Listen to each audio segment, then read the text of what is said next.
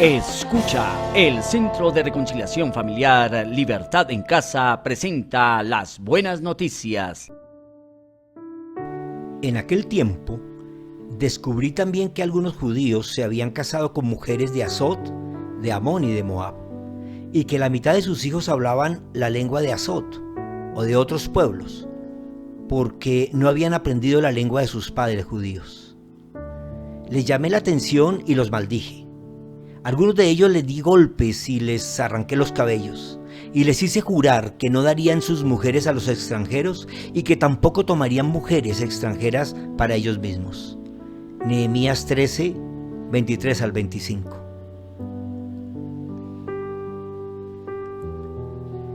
Bienvenidos a estas buenas noticias. Estamos en la serie Una sola carne y hemos aprendido principios para la construcción efectiva de una casa donde habite la familia diseñada por Dios. Esta serie la hemos basado en la tarea de reconstrucción del muro que emprendió Nehemías cuando se enteró que la ciudad estaba a la merced del enemigo porque la muralla que la protegía estaba derribada. Cada una de las enseñanzas durante estas 6 semanas nos ha mostrado los materiales que debemos emplear desde el plano, el fundamento, los cimientos, las paredes, y ahora estamos en el techo, puertas y ventanas. El muro de protección de la sociedad es la familia, cimentada en los principios de la palabra y bajo el gobierno de Dios. Muchas familias así conformarán el reino de los cielos y serán la sal que preserva esta tierra de la descomposición moral. Esto es en verdad la función de la iglesia. Pablo escribió: la iglesia de Cristo es como el cuerpo humano, está compuesto de distintas partes, pero es un solo cuerpo. 1 Corintios 12, 12, traducción en lenguaje actual. Un solo Dios y Padre, un solo Hijo Jesucristo y un solo Espíritu. Eso es lo que nos une en común unidad. Familias unidas por la fe, protegiendo la sociedad como la muralla de Jerusalén. Un punto importante que no quiero dejar pasar es que todo lo expuesto en esta serie, como en todas las series de las buenas noticias, tiene como propósito exponer los principios que están en la palabra de Dios y que requieren ser escuchados, entendidos y puestos en práctica, que es la expresión más sincera de la fe, pues la fe que no transforma nuestra manera de pensar y nos lleva a la obediencia de los preceptos de la palabra de Dios no es una fe sincera, sino una fe religiosa.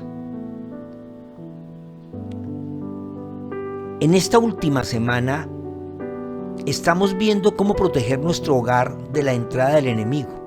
Aprendimos sobre las estrategias y sobre las fuerzas espirituales que están encomendadas para dañar.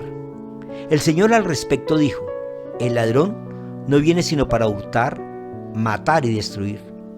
Yo he venido para que tengan vida y para que la tengan en abundancia. Juan 10:10.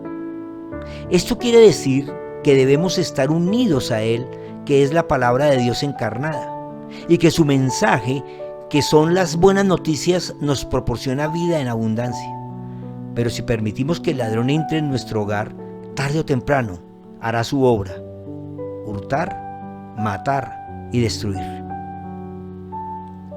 También aprendimos sobre la colección de armas espirituales que Dios nos entregó para la defensa de nuestro territorio y para la conquista, que como una armadura espiritual nos permite defendernos y defender nuestra familia.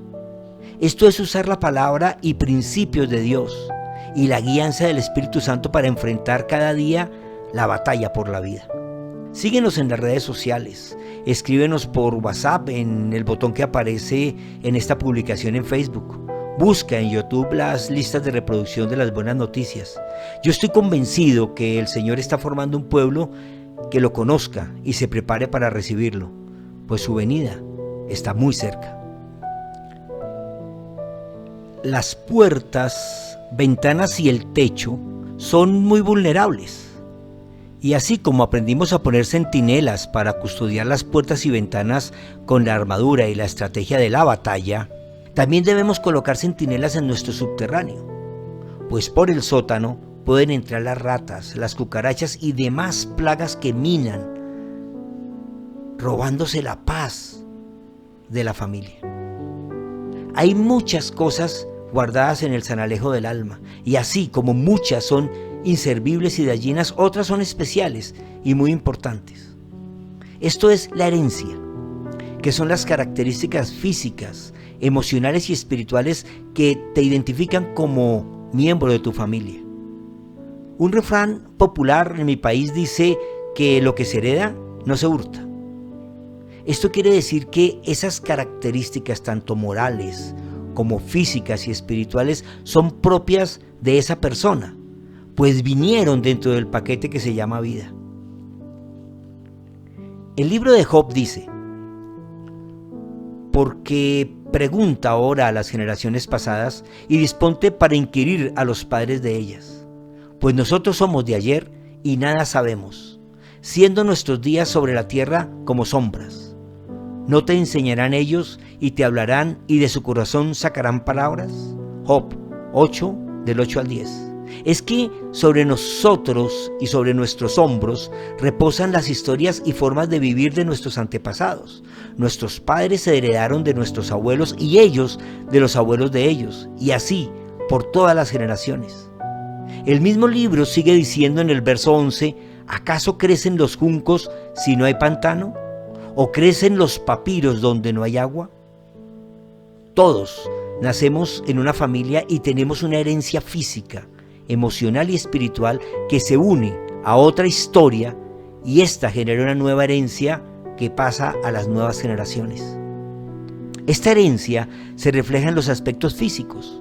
Muchos tenemos la historia de la familia marcada en nuestra piel, y entonces decimos que tenemos el lunar de la familia o la marca familiar, y también el color de ojos o el cabello o la estatura, y hay muchos aspectos físicos que nos identifican de una raza, de una tribu, de una nación y de una familia. El temperamento es otro rasgo familiar que nos hace parecernos a algunos de nuestros mayores. Por eso es que dicen: es igualitica a la tía fulana, o mire, salió al tío abuelo sutano. En fin, muchos rasgos de comportamiento y personalidad son herencia familiar. En el alma también hay una herencia de emociones. La manera como enfrentamos los problemas, las situaciones difíciles o manifestamos determinada emoción, eso es herencia familiar. Y marca cierta característica de comportamiento que afecta de una u otra forma la relación de la pareja.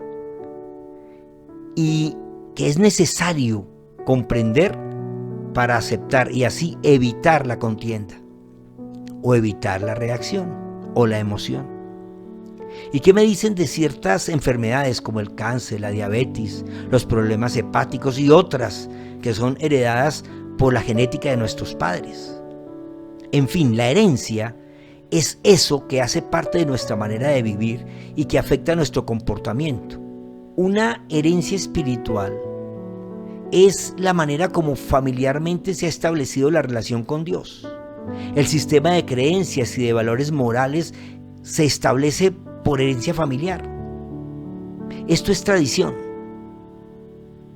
Estos patrones de comportamiento se pueden calificar de buenos y agradables a Dios y otros de malos y desagradables a Dios. En el libro del Éxodo, en el capítulo 20, donde Dios le da el decálogo a Moisés, está escrito: porque yo, el Señor tu Dios, soy un Dios celoso, que castiga la maldad de los padres que me odian en sus hijos, nietos y bisnietos, pero que trato con amor por 1000 generaciones a los que me aman y cumplen mis mandamientos. Éxodo 20, 5 y 6. Esta expresión de Dios establece su manera de manejar la herencia espiritual. Cuando dice que Él castiga la maldad en las 4 generaciones, padres, hijos, nietos y bisnietos, nos está fijando la responsabilidad generacional de proteger la familia. La palabra hebrea escrita en esta traducción como castigo es pacat, que aunque sí representa castigo, es más como ver o visitar o preocuparse de o cuidar. Lo que el pasaje dice es que Dios se da cuenta del pecado y cómo éste se extiende a las 4 generaciones. Pues es una herencia espiritual que afecta el futuro de la familia. Cada uno de nosotros carga con la maldición del pecado de nuestros 8 bisabuelos, 4 abuelos y 2 padres. Esto es lo que conocemos como iniquidad. Claro, a esta iniquidad le sumamos nuestro propio pecado para heredar más iniquidad a nuestras generaciones. Esta carga espiritual heredada afecta nuestras emociones y nuestra salud física. Y obvio, la relación de pareja se ve afectada por esta herencia de iniquidad. Entiéndanme, no somos responsables por la iniquidad heredada, pero somos propensos a cometer el mismo pecado. Cuando Dios dice que Él castiga la maldad de los padres en los hijos y nietos y bisnietos, lo que Él está diciendo es que los hijos y sus descendientes podrán cometer el mismo pecado y entonces sufrirán el mismo castigo. Nehemías está contándonos en este pasaje de su libro que leímos que la relación de los judíos con el mundo, por falta de los principios del muro, fue haciendo que la herencia espiritual de su pueblo se perdiera. Ya los hijos no hablaban ni siquiera el idioma hebreo. La férrea cultura hebrea que se construyó en torno a la Torá y el respeto reverente a Dios se había perdido. Fue por esto que su ira fue tal que castigó a los padres, para que entendieran que es necesario enseñar la cultura del cielo a nuestros hijos y nietos, y ellos a su vez a sus hijos y nietos, para que las maldiciones por la iniquidad no se sumen al pecado de la nueva generación. Esta decisión de cerrar la posibilidad de casarse con mujeres y hombres que no fueran de la misma cultura tenía el sentido de garantizar una mejor herencia espiritual, emocional y física para las nuevas generaciones. El apóstol Pablo escribió: no se unan a los incrédulos en yugo desigual, pues ¿qué tienen en común la justicia con la injusticia? ¿O qué relación puede haber entre la luz y las tinieblas? ¿Y qué concordancia tiene Cristo con Belial? ¿O qué tienen en común el creyente con el incrédulo? 2 Corintios 6:14. Esto es necesario para la sanidad del matrimonio. Ambos deben conciliar su fe y los dos deben reconciliarla, pues la pareja debe tener clara su herencia física, emocional y espiritual y descubrir los patrones de comportamiento que le desagradan a Dios y confesarlos. En la modernidad, en este siglo XXI, el orden espiritual ha perdido el sentido y por lo tanto no se le da la suficiente importancia a la fe y a los valores morales de la persona con quien se compartirá toda la vida.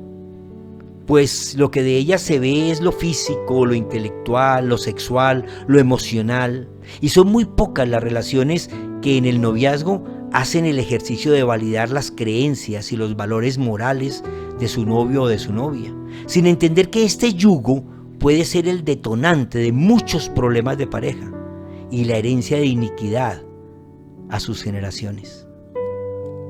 La buena noticia está en el verso 6 del mismo capítulo 20 de Éxodo, que dice que la gracia de Dios se extiende hasta por 1000 generaciones para los que aman y cumplen sus mandamientos. En otras palabras, los patrones de comportamiento agradables a Dios no solo afectan la herencia de las 4 generaciones siguientes como sucede con la iniquidad, sino que garantizan el favor de Dios hasta por 1000 generaciones. ¿Qué responsabilidad eterna tenemos? Aceptar el gobierno de Dios, dejando que el reino de Dios crezca en nuestro corazón, garantiza el favor de Dios en nuestra familia y por toda la eternidad. Oremos. Padre eterno, te agradezco por enseñarnos este principio de la herencia. Te ruego nos muestre los patrones de comportamiento con que hemos venido actuando en nuestra vida personal y en una sola carne. Revélanos, Espíritu Santo, la iniquidad de nuestros antepasados para que en tu presencia podamos renunciar a ella y reemplazarla por patrones agradables a ti, según tu propósito y tus principios, para heredar a nuestros hijos tu reino y no una religión. Maranata. Comparte. Alguien que conoces necesita escuchar. Las Buenas Noticias son una producción de la Fundación Centro de Reconciliación Familiar Libertad en Casa. Todos los derechos son propiedad del Espíritu Santo y están a disposición de quien quiera compartirlos, difundirlos y enseñarlos.